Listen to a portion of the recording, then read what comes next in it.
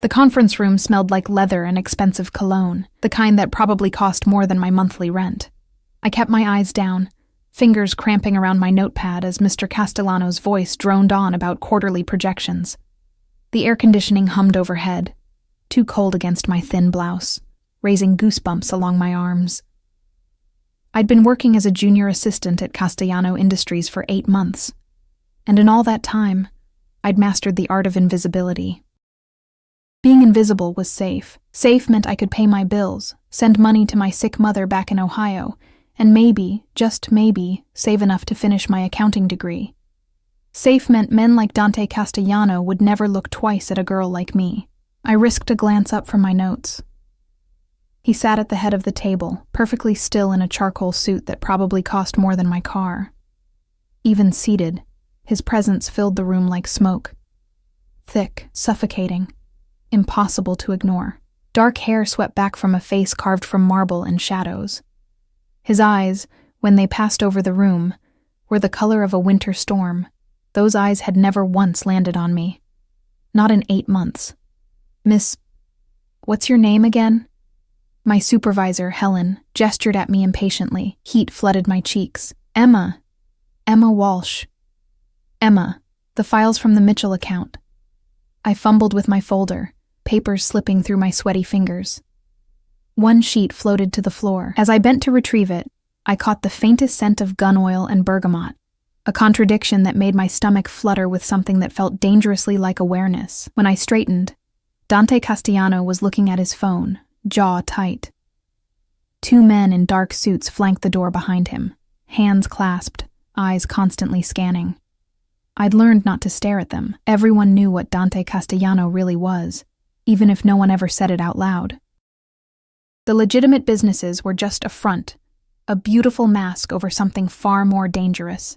The meeting ended.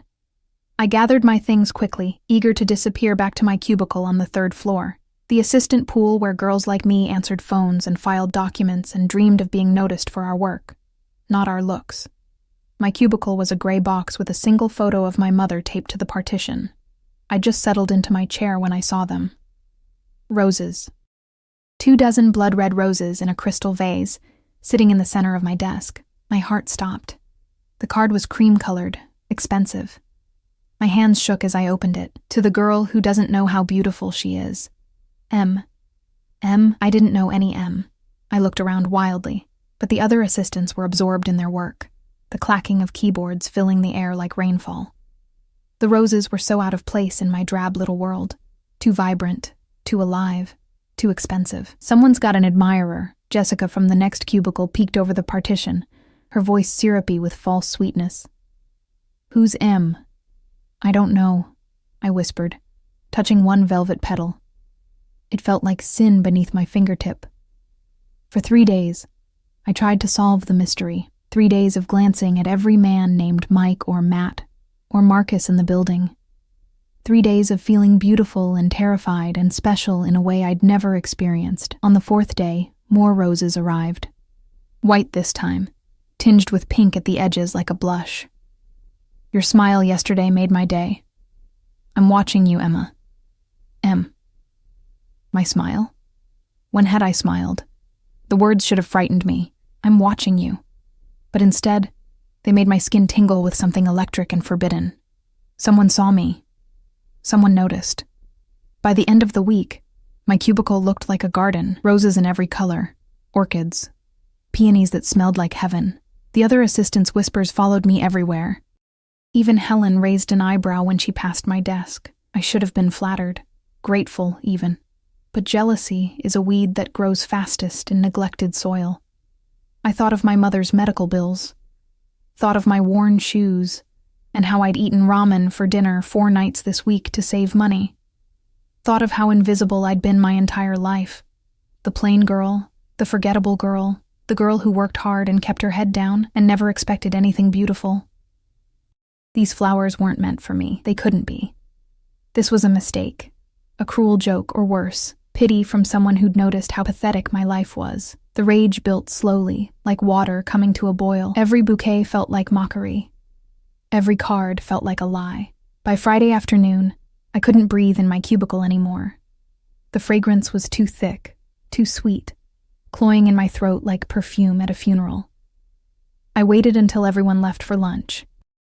Then I grabbed the largest vase, the blood-red roses from that first day, and marched toward the elevator. I didn't have a plan. I just knew I needed them gone. All of them. I needed to erase this beautiful mistake before it destroyed me.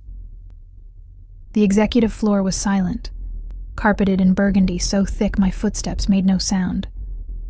I'd only been up here twice, both times trailing behind Helen like a shadow. The walls were decorated with expensive art I didn't understand, abstract slashes of color that probably cost more than my mother's hospital bills.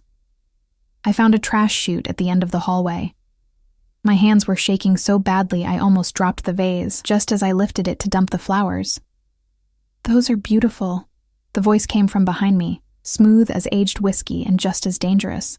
I spun around, and the vase slipped from my fingers. It shattered against the marble floor in an explosion of crystal, water, and roses. The sound echoed through the empty hallway like a gunshot. Dante Castellano stood 3 feet away, flanked by his ever-present shadows. But for the first time in 8 months, his storm cloud eyes were looking directly at me. Really looking. His gaze moved from the shattered vase to my face, and I watched something flicker in those depths. Surprise, perhaps, or recognition. His bodyguards tensed, hands moving toward their jackets, but he held up one hand in a gesture so slight I almost missed it. They froze. "I'm sorry," I gasped, dropping to my knees. Crystal shards glittered in the puddle like diamonds. "I'm so sorry, I'll clean it up, I'll—" "Stop," one word, barely above a whisper, but it pinned me in place. He moved closer. I could see his shoes now. Italian leather, probably custom-made, spotless. They stopped inches from the water, spreading across the marble. The scent of bergamot washed over me, mixed with something darker. Cedar. Smoke. Danger. "Stand up." I obeyed on trembling legs, keeping my eyes on the floor. My heart was trying to escape my chest. I could lose my job for this. Worse. I was on the executive floor without permission, destroying property, making a mess in Dante Castellano's pristine world. Look at me. I couldn't. I physically couldn't make my eyes rise to meet his. His hand appeared in my field of vision. Strong fingers. A heavy silver ring on his right hand, etched with symbols I didn't recognize. He didn't touch me, just held his hand there in the space between us until curiosity won over fear. When I finally looked up, the intensity in his eyes stole my breath. "Why were you throwing away the roses?" His voice was quiet, controlled. But underneath I heard something that sounded almost like hurt. "They're not mine," I whispered. "They're a mistake." His jaw tightened. "Not a mistake." The world tilted. "What?" "The flowers. They're not a mistake, Emma." He knew my name. Dante Castellano knew my name. "I don't understand." My voice cracked. "M," he said softly, and the pieces fell into place with devastating clarity. "Marcus. My middle name." No. This wasn't possible. Men like Dante Castellano didn't notice girls like me. They didn't send flowers. They didn't watch us from their towers and find our smiles worthy of poetry. Why? The word escaped before I could stop it. Something dangerous flashed across his face. Possession. Hunger. Something that made every survival instinct I had scream at me to run. But his voice remained soft, almost gentle. Because 8 months ago, you walked into a conference room with coffee stains on your sleeve and terror in your eyes, and you were the realest thing I'd seen in 10 years. My legs felt weak. "Mr. Castellano, Dante. I can't. This isn't—" I gestured helplessly at the destroyed flowers, at the impossible chasm between us. "I'm nobody." His hand moved so fast I didn't see it coming. Fingers gripped my chin, tilting my face up, forcing me to hold his gaze. Not painful, but absolutely inescapable. His touch burned. "Say that again," he murmured, voice dropping to something that vibrated in my bones. "Call yourself nobody again, Emma. I dare you." I couldn't speak. His fingers were warm against my skin. the touch so gentle it contradicted everything I knew about Dante Castellano. Behind him, his bodyguards stood like statues, faces carefully blank, but I could feel their attention on us. Sharp, assessing, probably already calculating how to dispose of my body if this went wrong. "I'm sorry," I finally managed, my voice barely audible. "I didn't mean to. The flowers were so beautiful, and I thought—" "You thought what?" His thumb brushed along my jaw, a whisper of contact that sent electricity racing down my spine. "That someone was playing a joke? That you weren't worth them?" The accuracy of his words made tears prick at my eyes. I blinked them back furiously. I would not cry in front of Dante Castellano. I would not give him that piece of me. "Let me go," I whispered. For a long moment, he didn't move. Then his hand dropped, but he didn't step back. We stood in the puddle of water and shattered crystal, so close I could see the exact moment his expression shifted from something almost soft to the cold, controlled mask I recognized from board meetings. "Marco," he said without turning his head. One of the bodyguards stepped forward. "Call housekeeping and bring Miss Walsh's belongings from the 3rd floor to my office." My heart lurched. "What?" "No, we need to talk." It wasn't a request. "My office. Now." He turned and walked away, his footsteps silent on the carpet. The bodyguard named Marco gestured for me to follow, his hand hovering near the small of my back, but never quite touching. The other one stayed behind, presumably to deal with my disaster. Dante's office was at the end of the hall, through double doors of dark wood that probably cost more than my college tuition. Inside, floor-to-ceiling windows overlooked the city.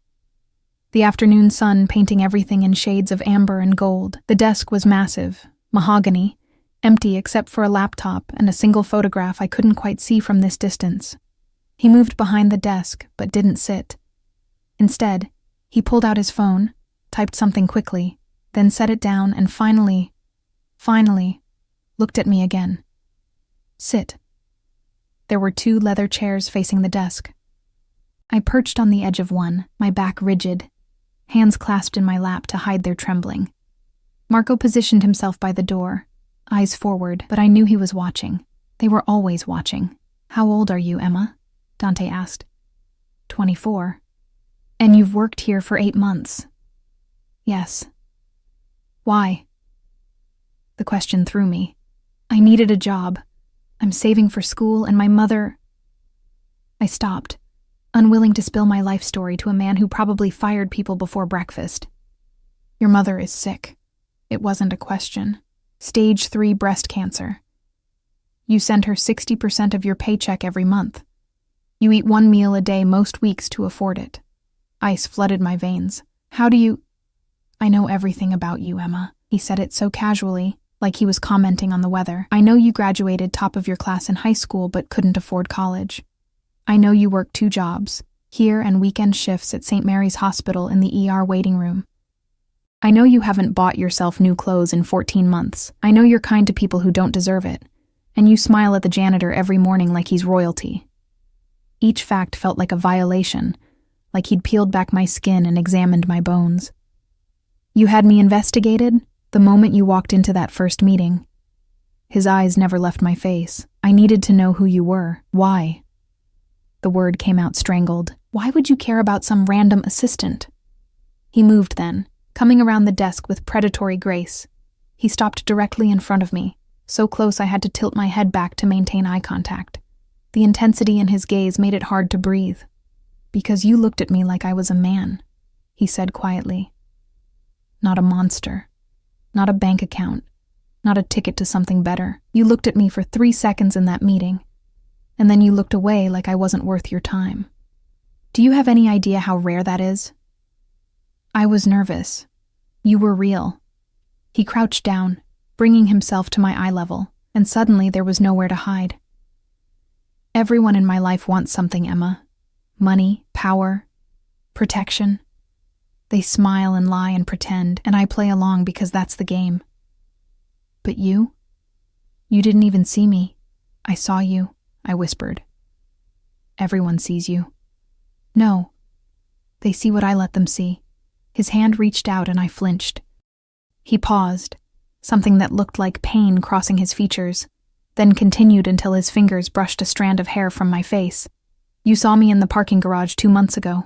Remember? I did. I'd been leaving late, arms full of files I'd volunteered to take home over the weekend. He'd been standing by a black SUV, phone to his ear, and for just a moment, his mask had slipped. He'd looked tired, human, vulnerable.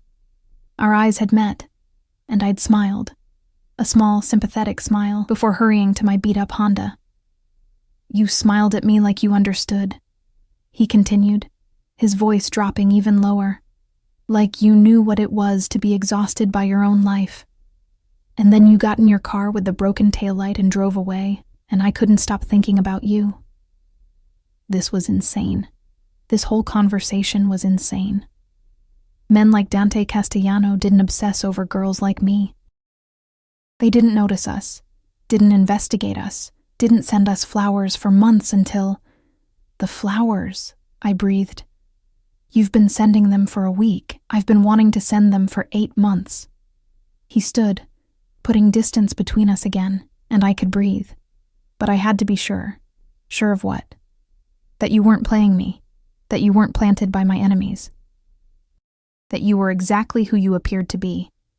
A good girl, working hard, trying to save her mother, completely unaware that she'd become an obsession. The word hung in the air like a threat. Obsession. Mr. Castellano. Dante, he corrected, something sharp entering his tone.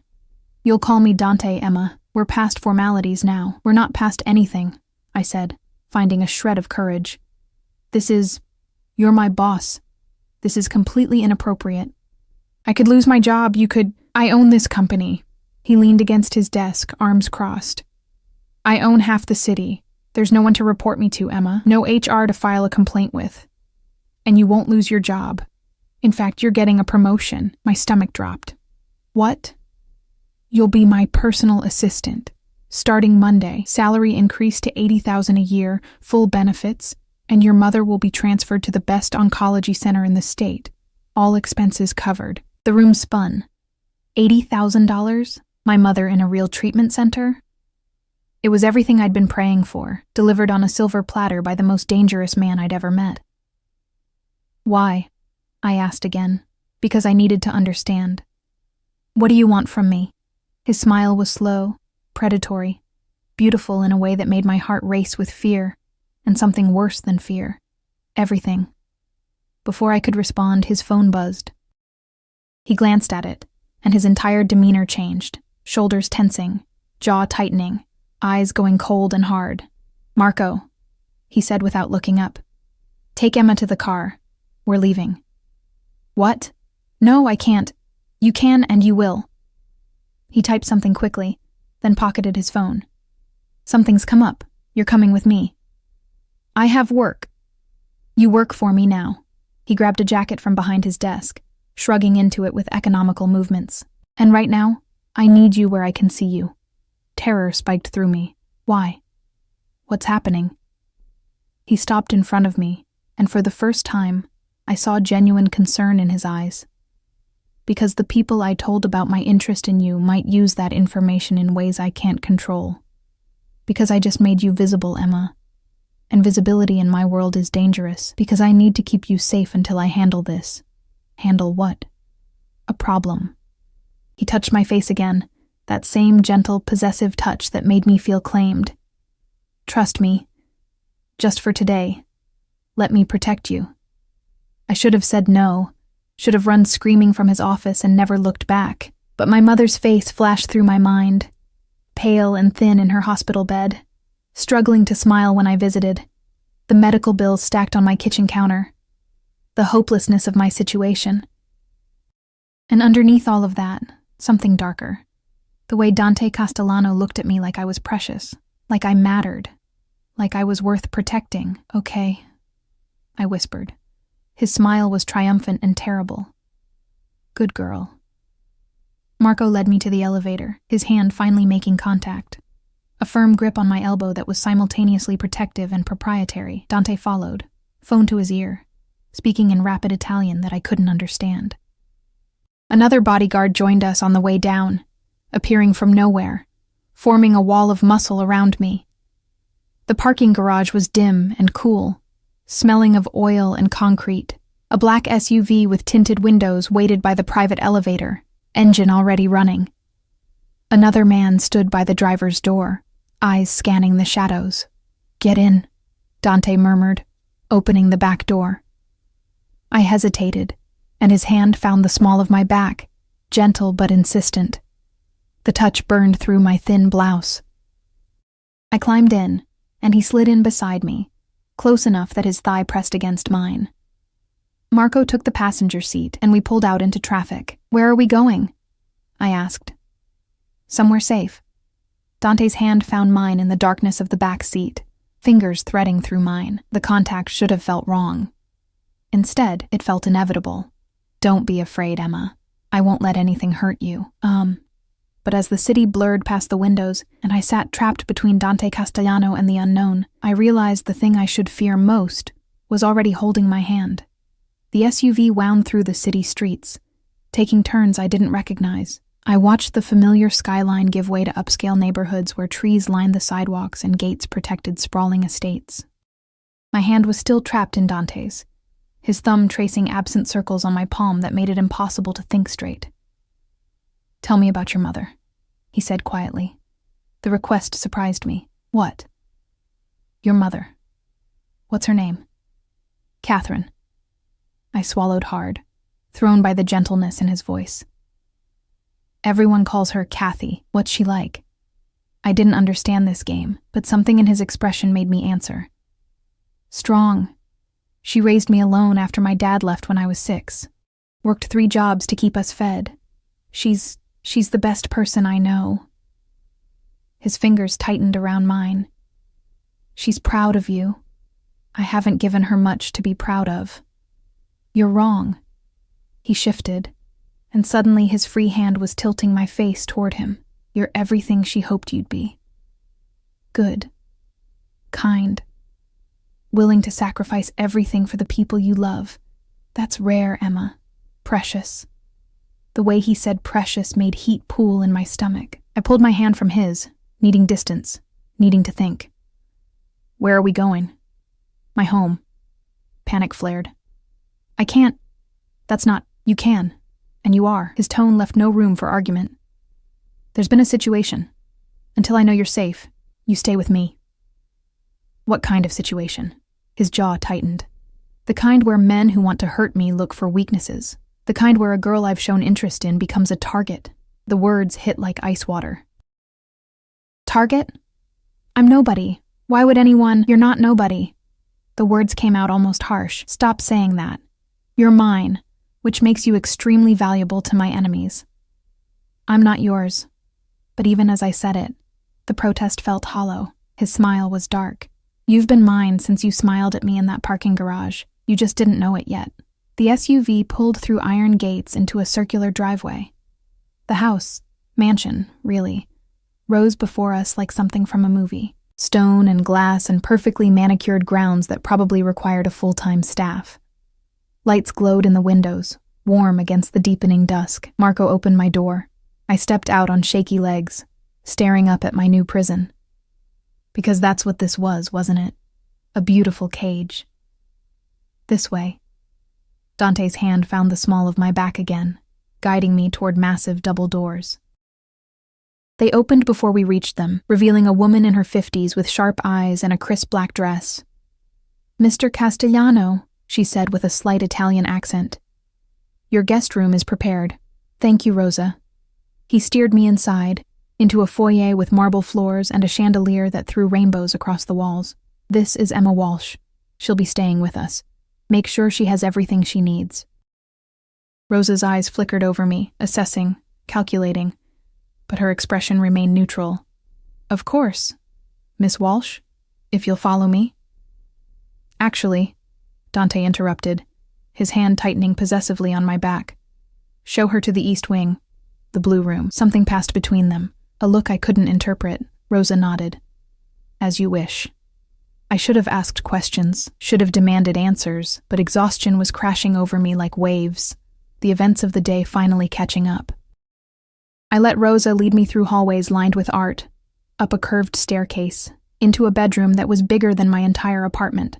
The blue room was aptly named, decorated in shades of sapphire and cream, with a 4-poster bed that looked like it belonged in a palace. French doors opened onto a balcony. A fireplace dominated one wall. "The bathroom is through there," Rosa said, pointing to another door. "I'll bring you some clothes. You're about my daughter's size." "Thank you," I whispered. She paused at the door, something almost like pity crossing her features. "Mr. Castellano is not a bad man, Miss Walsh, but he is a dangerous one. Be careful." Then she was gone, and I was alone in a room worth more than everything I'd ever owned combined. I sank onto the bed, springs barely giving under my weight. What had I done? What had I agreed to? I should call the police, should run.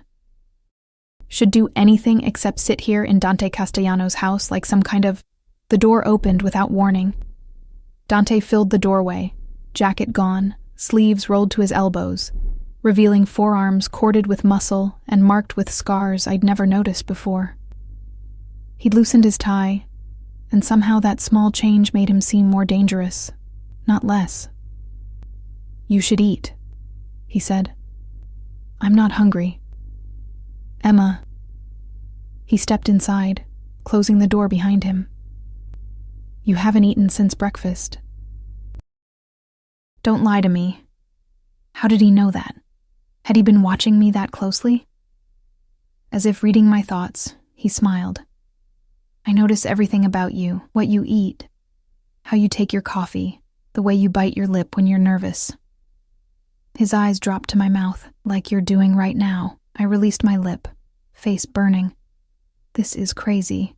You know that, right? This whole thing is insane, maybe." He crossed to the window, staring out at the darkening grounds. "But I've never felt sane where you're concerned. You don't even know me. I know you better than you think." He turned back, and the intensity in his gaze made my breath catch. "I know you're terrified right now, but you haven't run. I know you're attracted to me even though you don't want to be. I know you're calculating the cost of my offer, your mother's treatment against your principles, and you hate yourself for even considering it." Every word landed like a blade. "Stop it." "Why? Because I'm right?" He moved closer, each step deliberate. "You want to be good, Emma. Noble. Self-sacrificing. But there's a part of you that wants this. Wants to be taken care of. Wants someone to fight for you. Wants to let go of all that responsibility and just feel, you don't know what I want, don't I?" He was directly in front of me now, close enough to touch. "Then tell me to leave. Tell me you want nothing to do with me, that you'll quit on Monday, that you'd rather watch your mother die than accept my help.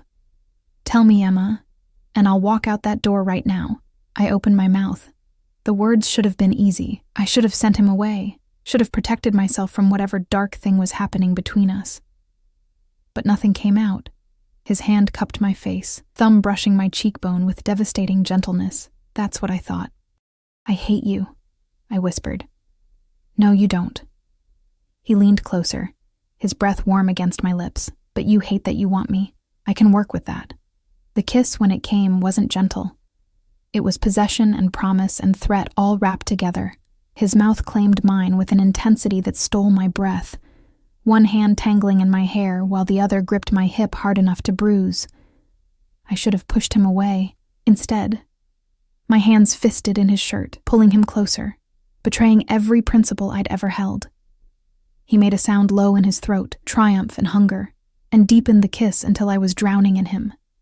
Bergamot and smoke and something uniquely Dante filled my senses.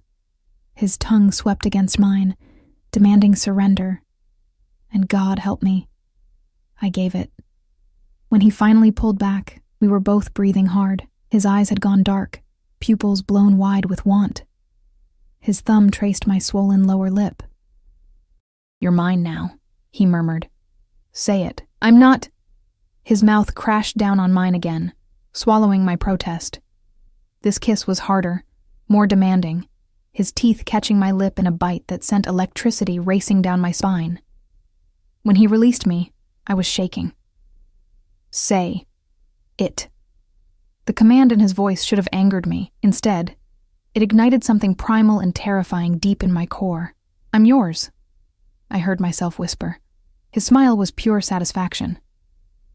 Good girl. He kissed me once more, softer this time, almost sweet, then stepped back. Rosa will bring dinner, eat, rest. Tomorrow we'll discuss the details of your new position. Dante. Sleep, Emma. He moved toward the door, then paused. And don't try to leave. Marco and Luca are outside your door. They won't hurt you, but they won't let you go either. Not until I know you're safe. I'm a prisoner. You're protected. His eyes softened slightly. There's a difference. Learn it. Then he was gone, and I was alone with the taste of him on my lips, and the terrifying knowledge that somewhere between the flowers and the kiss, I'd stopped wanting to escape. I woke to sunlight streaming through unfamiliar windows and the smell of coffee. For a moment, I couldn't remember where I was. Then it all came rushing back. The flowers, the confrontation, the kiss that had branded itself into my memory.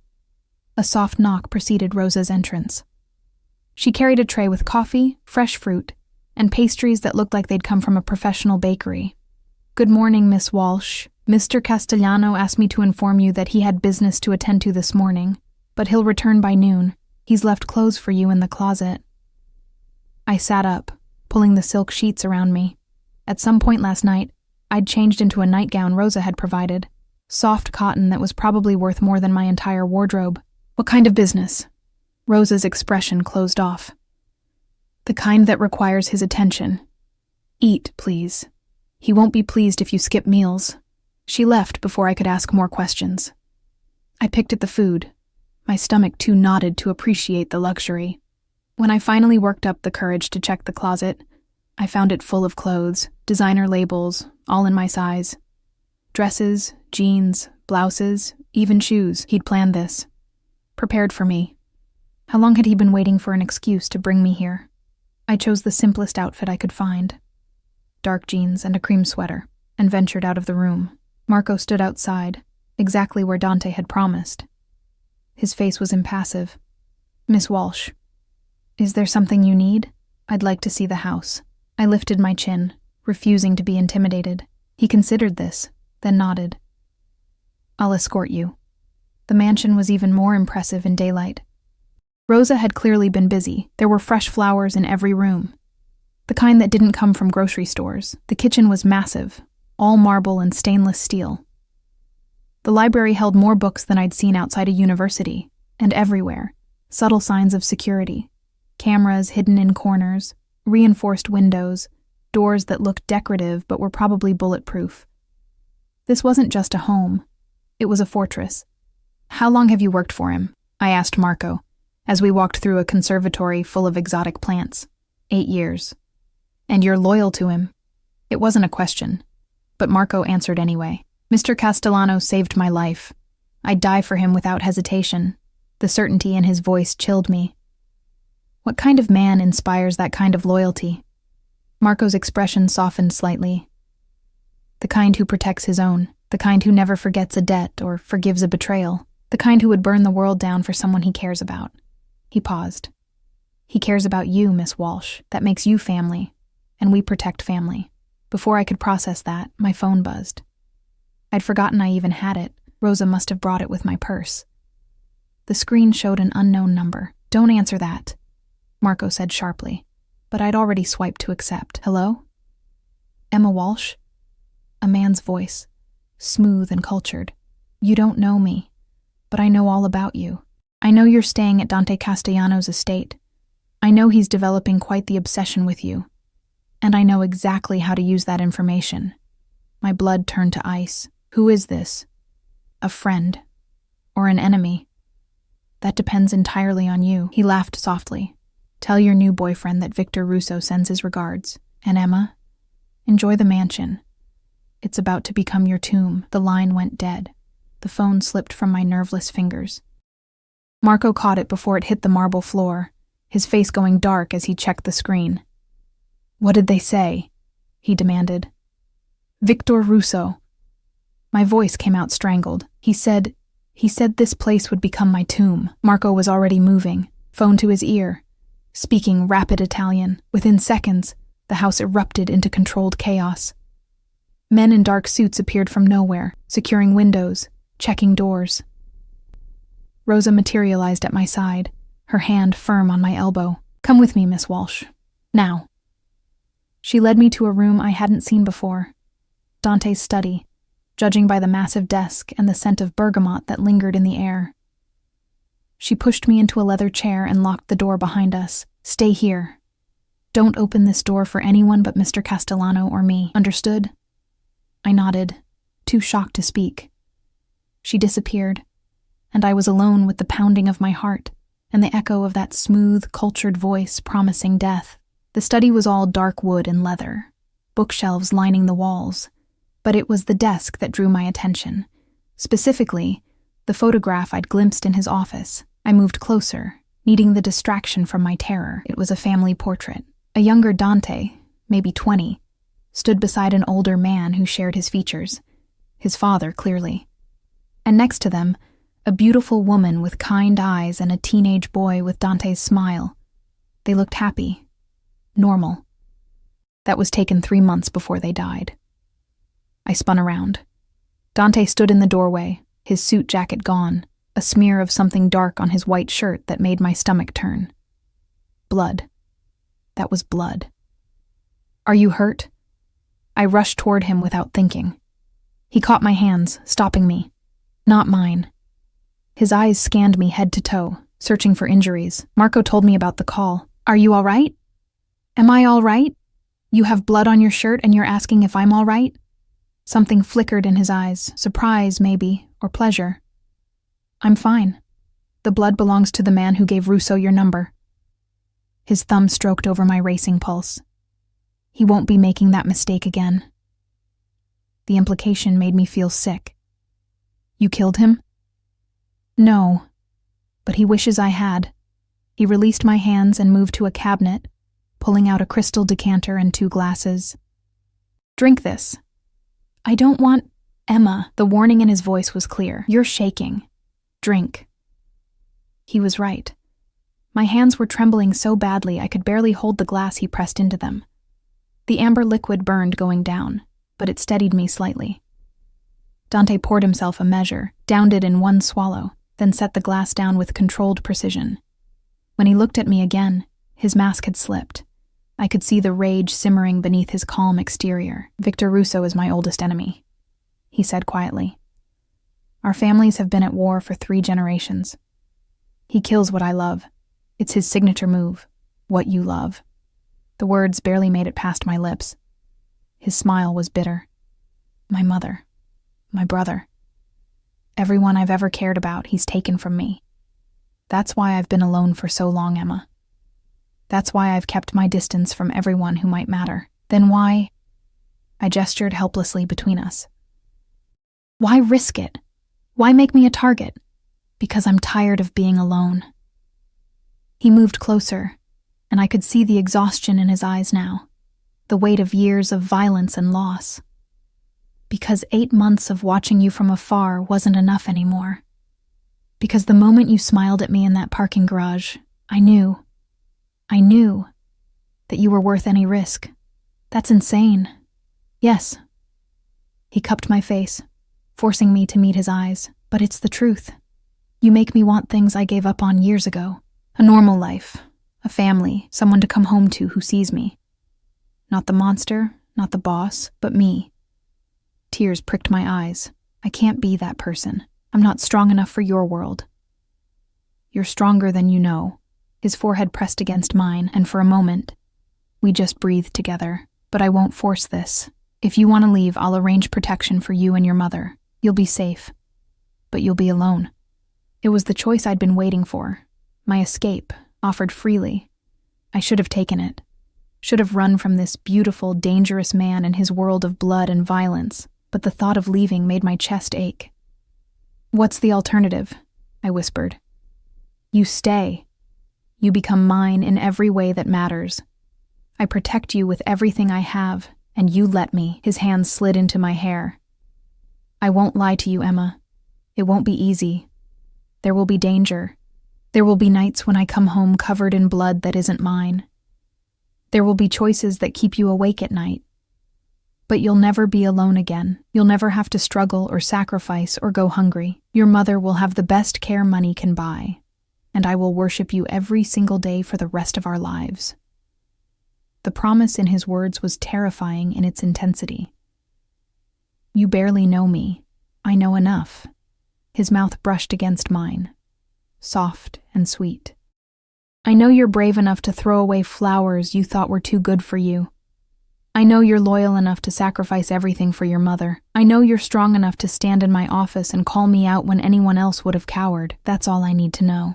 What if I'm not who you think I am? Then I'll love whoever you turn out to be." He kissed me again, deeper this time, and I tasted desperation beneath a desire. "Stay, Emma, please." The please broke me. This powerful, dangerous man, this king of his dark empire, was begging me to stay. "Okay," I breathed against his lips. "I'll stay." His arms came around me, crushing me against his chest, and I felt him shudder. "Thank you," he murmured into my hair. "Thank you." We stood like that for a long moment, wrapped in each other, while outside his men fortified the house against threats I couldn't even imagine. When he finally pulled back, his eyes were clearer, more focused. "I need to make arrangements. Russo's call was a declaration of war, and I need to respond."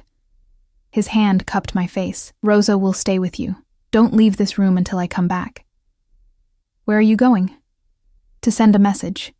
His smile was cold. "Victor needs to understand that you're under my protection, that hurting you means going through me." "Dante." "I'll be back by dinner." He kissed me once more, hard and possessive. "And then we'll talk about moving your mother to the treatment center tomorrow. I want her safe before Russo makes his next move."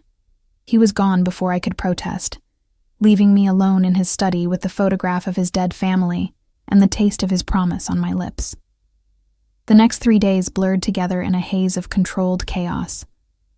True to his word, Dante arranged for my mother's transfer to the Riverside Oncology Center, the best facility in the state. I wasn't allowed to visit her in person. "Too dangerous," Dante said, his jaw tight. But we video-called every evening. She looked better already, color returning to her cheeks, hope rekindling in her eyes. "I don't understand how you arranged this, sweetheart," she said during one call, her voice thick with tears. "The treatment here costs—" "Don't worry about the cost, Mom." I forced a smile, acutely aware of Dante standing just out of frame, watching. "I got a promotion. A really good one. Just focus on getting better." After we hung up, Dante pulled me into his arms. We'd fallen into this pattern, stolen moments between meetings and phone calls, his touch becoming as necessary as breathing. He hadn't pushed for more than kisses, seemed content to hold me while he worked, to have me near. But I could feel the tension building. The way his eyes tracked my movements. The possessiveness in every touch, the barely leashed hunger when he looked at me. On the 4th day, everything changed. I was reading in the library when Marco appeared, his expression grim. "Miss Walsh, Mr. Castellano requests your presence in the ballroom immediately." The ballroom? We hadn't used that part of the house. Why? He'll explain. Dread pooled in my stomach as I followed Marco through the mansion. The ballroom was at the east end, doors usually kept closed. Now they stood open, revealing a cavernous space with crystal chandeliers and a floor that gleamed like glass. Dante stood in the center, surrounded by at least 20 men in dark suits. And kneeling on the floor in front of him, hands bound behind his back and face bloody, was a man I'd never seen before, Emma. Dante's voice was calm, but I heard the steel beneath it. "Come here." My legs felt like water, but I forced myself forward. The bound man's eyes tracked my movement, and I saw calculation there, even through the pain. "This is Michael Torres," Dante said, his hand finding the small of my back the moment I reached him. "He worked for Victor Russo. He was sent to infiltrate my household staff to get close to you." Ice flooded my veins. "What?" "He applied for a groundskeeper position yesterday. Rose's instincts flagged him, and my men did some digging. Dante's fingers tightened on my back. Tell her, Michael. Tell her what Russo's plan was. The man spat blood onto the pristine floor. Go to hell, Castellano. Dante's free hand moved so fast I barely saw it. One moment he was standing still. The next, his gun was pressed against Michael's temple. The click of the safety releasing was deafening in the sudden silence. I'll ask once more, Dante said softly. Tell her. He wanted me to get close to the girl, Michael gasped out. Gain her trust. Take her when you weren't looking. Deliver her to his estate so he could... He stopped, eyes darting to me. So he could what? Dante's voice dropped to something sub-zero. So he could make you watch while he killed her. Slowly. The world tilted. Dante's arm came around my waist, the only thing holding me upright. You see now? He murmured in my ear. You see why I can't let you out of my sight? Why I need you here? Protected. Mine. I couldn't speak. Couldn't breathe. The reality of his world, of what I'd agreed to, was crushing me. Take him to the East Warehouse, Dante ordered, his gun disappearing as quickly as it had appeared. Make sure Russo hears his screams before he dies. Marco and 2 other men hauled Michael to his feet, dragging him away. His pleas for mercy echoed through the ballroom until the doors closed, cutting them off. Then it was just us, standing in that beautiful, terrible room, while my entire world rearranged itself around the truth. I hadn't just agreed to stay with Dante Castellano. I'd agreed to be the weakness that his enemies would exploit, the target that would always be painted on my back. I'm sorry you had to see that, Dante said quietly, turning me to face him. But I needed you to understand. This is my life, Emma. Violence and blood and constant vigilance. If you stay, this is what you're accepting. I looked up at him. This man who'd sent flowers for months, who'd investigated every detail of my life, who'd promised to worship me while standing over a man he was about to torture to death. Are you giving me another chance to leave? No. His smile was sad. I'm too selfish for that. You're mine now, and I'm not letting you go. But I need you to understand what that means. I understand. And terrifyingly, I did. I understood that I'd fallen in love with a monster who looked at me like I was salvation. I understood that my old life was gone, burned away the moment I'd thrown those roses in the trash. I understood that there was no going back. Say it again, he commanded, hands framing my face. Tell me you're mine. I'm yours, I whispered. And this time, I meant it with every fiber of my being. His kiss was fierce, claiming, branding. And as he lifted me into his arms and carried me from that ballroom of beautiful horrors toward his bedroom, I surrendered completely to the dark prince who'd made me his queen. Dante's bedroom was a revelation. Dark walls, massive bed with black silk sheets, floor-to-ceiling windows overlooking the grounds. He set me down gently, his eyes never leaving mine as he shrugged out of his jacket and began unbuttoning his shirt. Are you sure? He asked, pausing. Once we do this, Emma, there's no going back. You'll be mine in every way. My heart hammered against my ribs. I should have been terrified. Instead, I felt oddly calm, like I'd been moving toward this moment since the first flower appeared on my desk. I'm sure. His shirt hit the floor, revealing a torso mapped with scars, some old and faded, some newer. Each one told a story of violence, of survival, of the life he'd lived before me. I reached out, tracing a particularly vicious scar across his ribs. Knife fight, he murmured. 3 years ago. The man who gave it to me didn't walk away. I should have been horrified. Instead, I felt a fierce possessiveness. This man, these scars, this dangerous life, mine. He undressed me slowly, reverently, each piece of clothing removed with hands that trembled slightly despite his outward control. When I stood before him in nothing but moonlight, his eyes darkened with something primal. Beautiful, he breathed. So damn beautiful, and all mine. He lifted me onto the bed, covering my body with his, and for the first time in my life, I understood what it meant to be consumed. His mouth was everywhere, my lips, my throat, the curve of my shoulder. His hands mapped every inch of me like he was memorizing territory he'd claimed. When he finally made me his, it was with a gentleness that contradicted everything I knew about him. He moved slowly, watching my face, murmuring words in Italian that sounded like prayers. And when we moved together, it felt like the world had narrowed to just us, two broken people finding wholeness in each other's arms. Afterward, he held me against his chest, one hand stroking my hair while the other kept me pressed close. I could hear his heartbeat, strong and steady beneath my ear. "I love you," he said into the darkness. "I know it's too soon. I know you probably think I'm insane. But I love you, Emma Walsh. I think I have since that first meeting when you looked at me like I was just a man." Tears slid down my cheeks. "I love you too," I whispered. "God help me, but I do." His arms tightened around me. "Then we'll face whatever comes together. Rousseau, the war, all of it. Together." "Together," I agreed, and fell asleep wrapped in the arms of my dark prince. The next 2 weeks were a strange blend of domesticity and danger. My mother's treatments were progressing beautifully. The doctors were optimistic about remission. I officially became Dante's personal assistant, though my duties seemed to consist mainly of attending meetings at his side, organizing his calendar, and letting him touch me whenever he needed the reassurance that I was real. The other families in his world were curious about me. I met them at a gathering Dante hosted. Dangerous men with careful smiles and calculating eyes, their wives and girlfriends eyeing me with a mixture of pity and envy. I understood why when I saw how Dante was with me versus how he was with them. Cold, distant, every inch the ruthless boss, but with me his mask fell.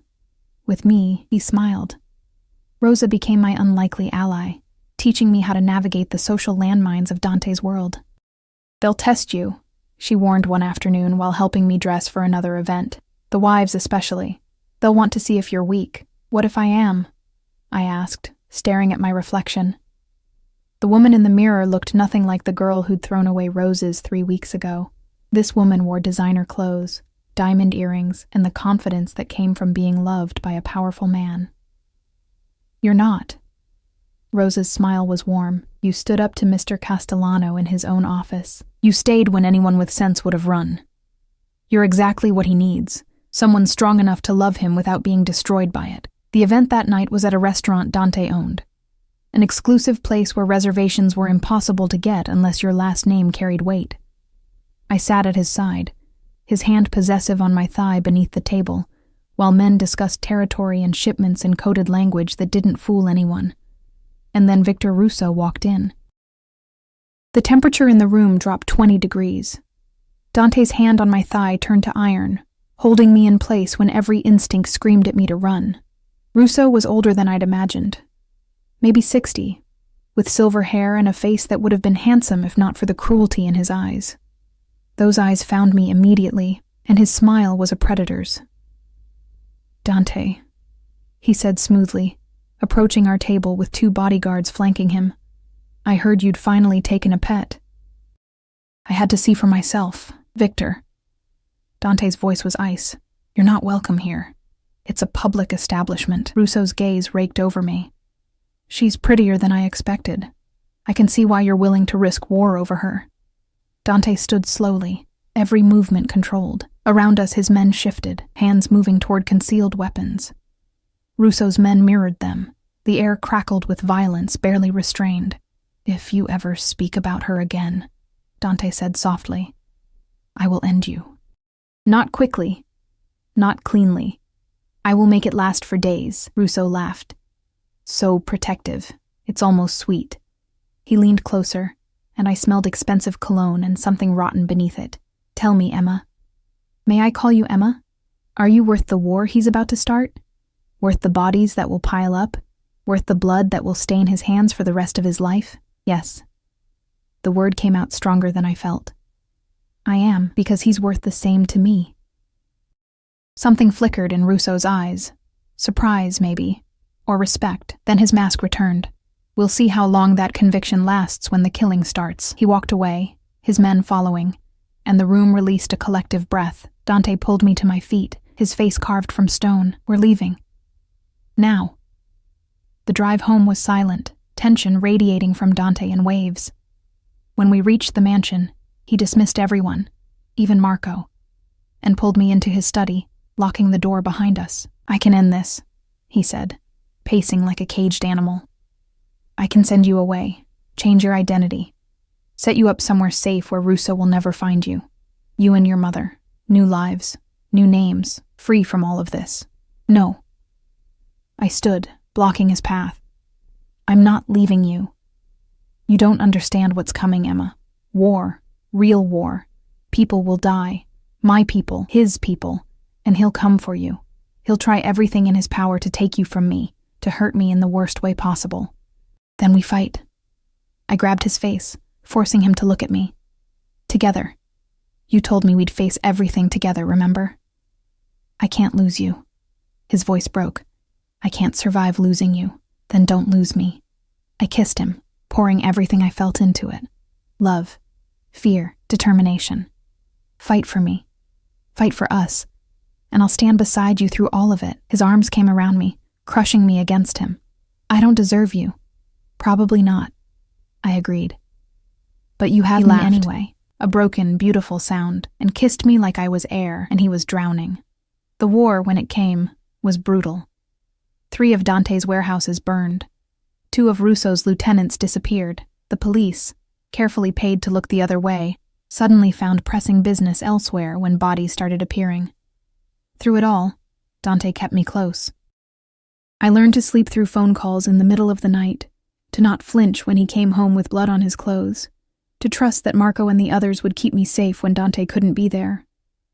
My mother went into remission. The day we got the news, I cried in Dante's arms for an hour, while he held me and whispered Italian endearments I didn't understand, but felt in my soul. "Marry me," he said, when my tears finally dried. I pulled back to look at him. "What?" "Marry me, Emma." He produced a ring from his pocket, a diamond so large it should have been obscene, but somehow wasn't. "Not because of the war or because I need to claim you. Because I love you. Because I want to wake up next to you for the rest of my life. Because you make me believe in futures I thought were dead. Yes." I didn't hesitate. "Yes, yes. 1,000 times yes." He slipped the ring onto my finger, and it fit perfectly. Of course it did. Dante never did anything by half measures. We married 2 weeks later in the mansion's garden, with my mother in attendance. Pale but smiling, tears streaming down her face, Rosa cried. Marco actually smiled, and Dante, my dangerous, beautiful Dante, looked at me like I'd hung the moon. The war ended 3 days after our wedding. I never learned the details. Dante kept that darkness from me when he could. But Russo's body was found in the harbor, and suddenly the violence stopped. Other families stepped back, territory was redistributed. And Dante's position, already strong, became unassailable. "It's over," he told me that night, holding me in our bed. "It's finally over. What happens now?" I asked. "Now?" He kissed my forehead. "Now we live, really live. I'm going to take you to Italy to meet what's left of my family. We're going to bring your mother here to live with us once she's strong enough. We're going to have a normal life, or as normal as my life can be." "I don't need normal," I said, curling into him. "I just need you. You have me." His hand found mine, fingers threading together, wedding rings clicking softly. "For the rest of our lives, Emma Castellano, you have all of me." 6 months later, I stood in Dante's office. Our office now, since he'd insisted on a second desk so I could work beside him. My mother was in the guest house on the property, fully recovered, and learning Italian from Rosa. The flowers on my desk today were white roses, delivered by my husband with a card that simply read, "Still the most beautiful thing in my world. D." I smiled, touching the velvet petals. So much had changed since that day I'd tried to throw away his flowers. I'd gone from invisible to invaluable, from alone to beloved, from a girl struggling to survive to a woman who'd found her home in the most unlikely place. The door opened, and Dante walked in, eyes finding me immediately. His face softened, that expression he saved only for me. "Ready?" he asked, extending his hand. "For what?" "Dinner, your mother, our life." His smile was warm, genuine, nothing like the cold mask he showed the world, ready for everything. I took his hand, letting him pull me close. With you? Always. As we walked out together, his arm around my waist and my head on his shoulder, I thought about fate and flowers, and how sometimes the most dangerous men make the safest havens.